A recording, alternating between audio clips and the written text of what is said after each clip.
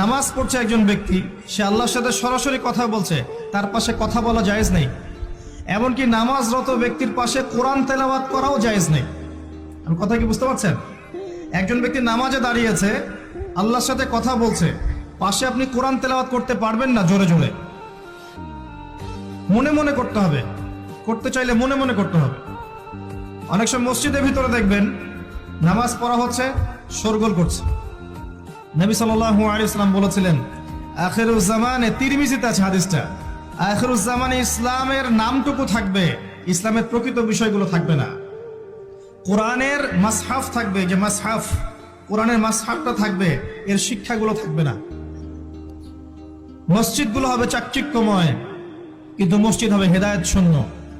আর চতুর্থ লাইনটা আরো ভয়ঙ্কর। 4 নম্বর লাইনে গিয়ে নবীজি বলেছেন সাল্লাল্লাহু আলাইহি ওয়াসাল্লাম, আসমানের নিচে, জমিনের উপরে আল্লাহ